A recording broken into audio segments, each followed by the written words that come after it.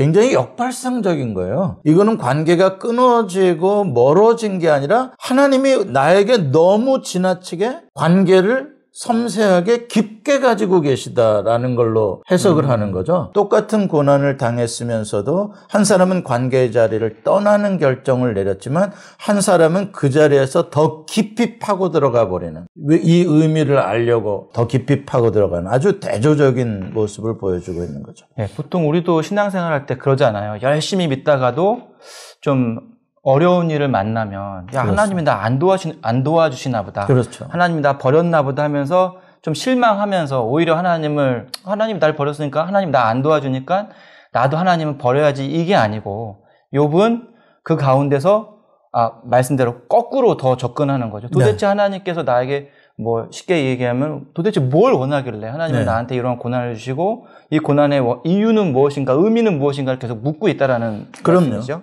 그럼요. 굉장히 중요합니다. 그래서 이거는 고난에 대한 일종의 그 공식입니다. 모든 인간에게 고난이 오고 모든 인간은 욥의 아내처럼 반응할 수도 있고 욥처럼 반응할 수도 있다.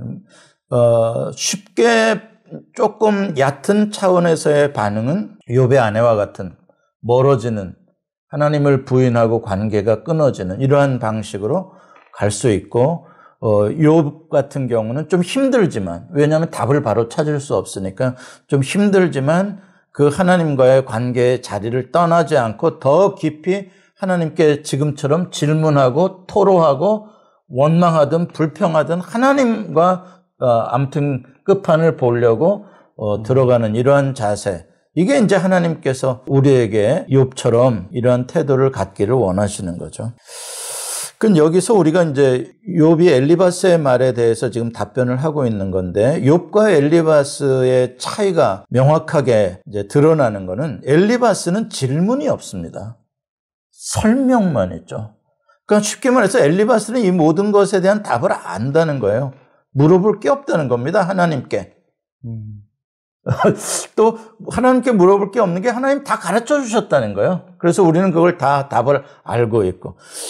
그런데 욥도 옛날에는 그랬는데 고난을 당하고 나니까 질문할 거리가 많아진 겁니다. 이해가 안 되는 게 너무 많아진 겁니다.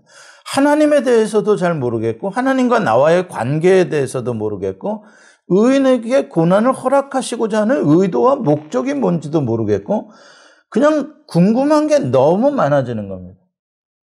이게 이제 하나님께서 우리에게 원하시는 태도라는 것이죠. 너무나 중요한 겁니다. 내가 마치 다 아는 것처럼 어떠한 하나의 법칙으로 그냥 다 덮어버리고 그것으로 그냥 운명론처럼 받아들여버리고 그러는 게 아니라 고민하다, 내가 이해가 안 된다, 이것에 대해서 알고자 함, 이게 이제 인티그리티라는 거죠. 이 인티그리티라는 거는 이 온전함이라는 말을 우리가 잘 알아야 되는데, 질문하지 않는 게 온전함이 아니라, 의심하지 않는 게 온전함이 아니라, 온전함이라는 것은 겉과 속이 똑같아야 되는 통전성이라고도 하고요. 그래서 이 온전하다는 것은 퍼펙트가 아닙니다. 완벽함이 아닙니다. 완전함이 아닙니다. 이거는 wholeness죠. 그러니까 안과 밖이 이중적이지 않다, 이겁니다. 그러니까 욥이 처음에는 겉으로 하나님 뭐 주신 이도 하나님이시고 취하시는 이도 뭐 우리가 복도 받았으니 화도 받는다, 이런 식으로 이제 하지 않았습니까? 그건 굉장히 의식적인, 지적인, 습관적인, 종교적인 차원에서의 답이 나왔던 거거든요. 그러나 그 내면에는 뭐가 있었습니까? 그걸 소용할 수 없는, 그것으로 해석할 수 없는 많은 의문과 여기에 불평과 뭔가 그게 있었단 말이죠. 말하면 안 되는 억압 같은 것도 있는 그렇죠. 거죠. 그걸 갖다 종교적인 그 법칙으로 그냥 눌러버리고 없는 척 해 보이는 건 그건 이제 온전함이 아닌 거죠. 그거는 이중적인 거고 위선이고 그렇게 되는 거죠. 욥은 그걸 안 하겠다는 겁니다. 내 안에서 이거 해소되기를 원한다. 내가 말은 그렇게 했지만 지금 내 안하고 이게 일치가 안 되고 있다. 그거를 지금 드러내서 하나님께서 알려주시는 계시로 말미암아 내 안에 설득이 이루어지고 안과 밖이 같아지는 그 온전한 단계로 계속 유지되어지기를 원하는 거죠. 그런데 엘리바스 같은 사람들은 자기 안에서 무슨 생각이 일어나는지조차 자기를 관찰할지 모르는 그냥 종교적인 어떤 틀 속에 운명론적으로 자기를 그렇게 묻고 살아가는 그런 모습입니다.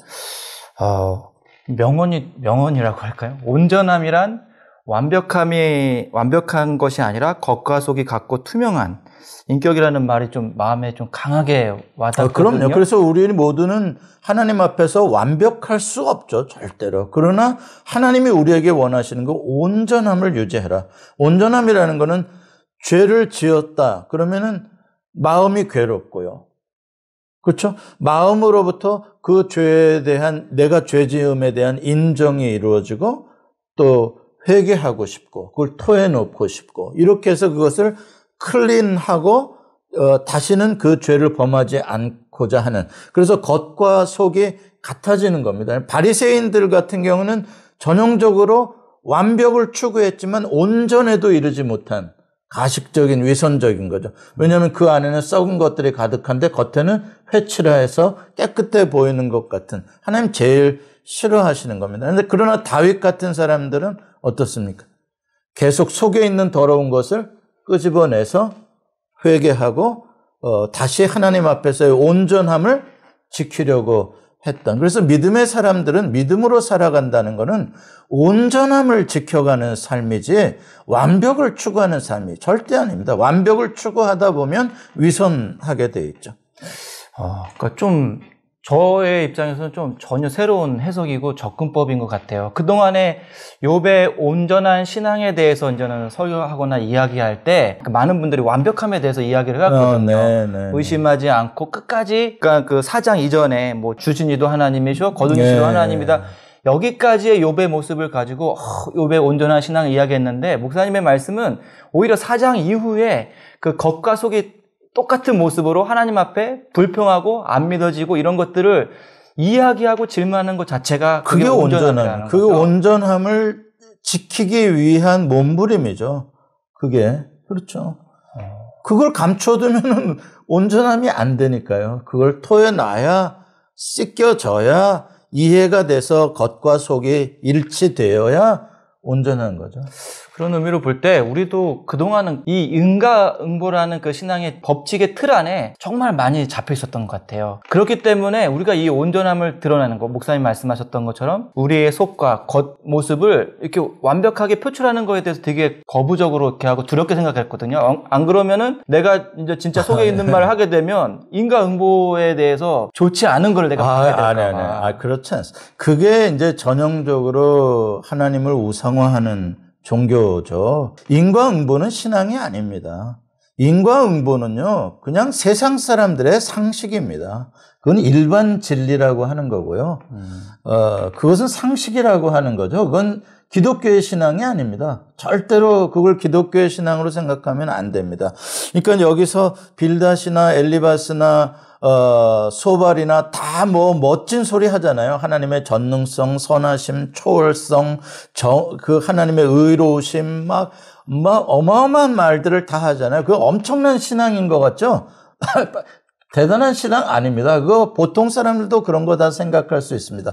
기독교의 신앙은 우리가 분명히 여기서 짚고 넘어가야 됩니다. 인과응보가 아닙니다. 인과응보를 주장하려고 하는 건 복음을 대적하는 겁니다.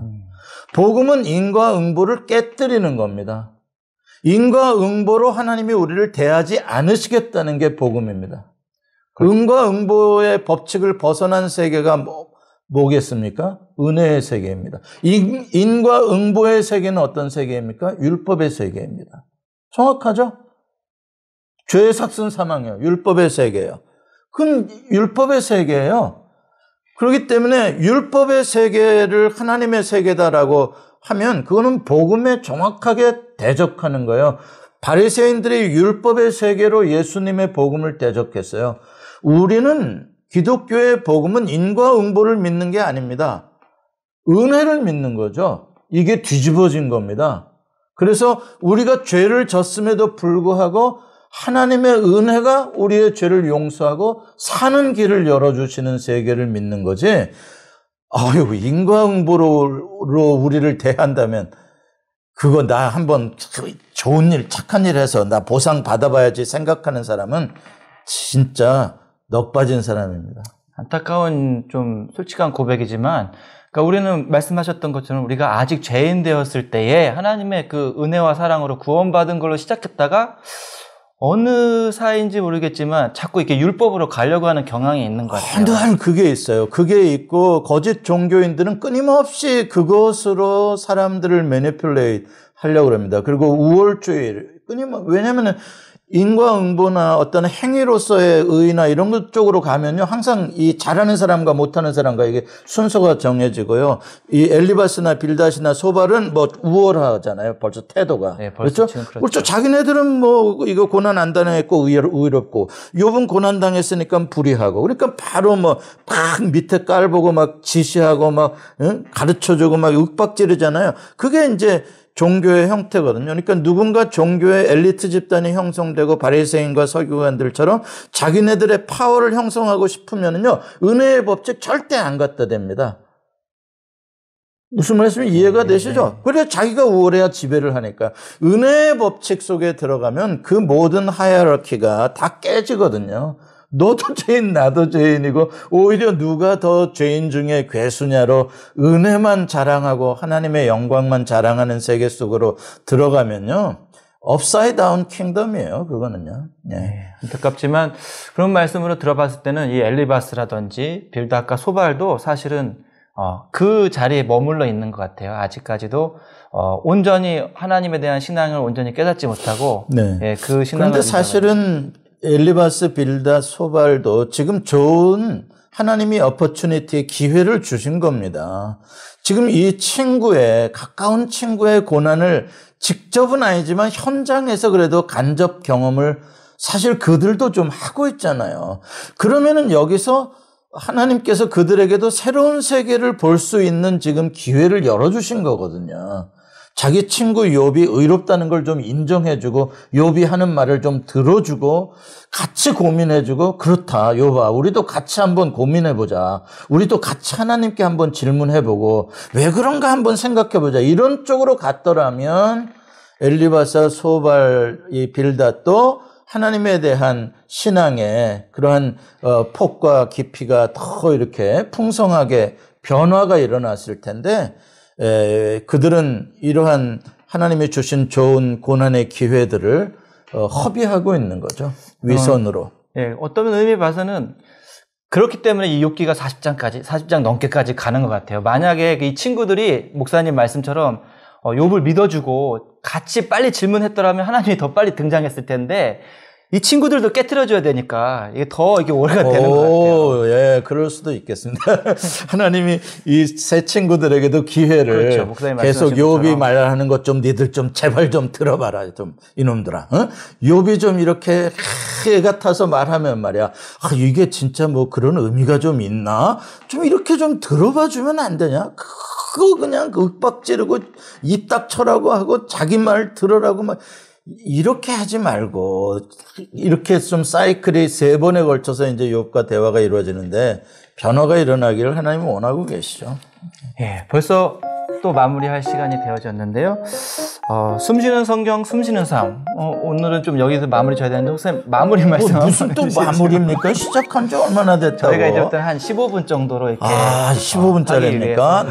네. 이거 참 마음이 급합니다. 빨리 8장, 빌닷의 첫 번째 말을 좀 빨리 보고 싶은데, 이게 또 이게 끝나게 되네. 언젠가 이거 뭐 시간 제한 없이 한 10시간 쭉 했으면 좋겠어요. 네, 감사합니다. 감사합니다. 감사합니다.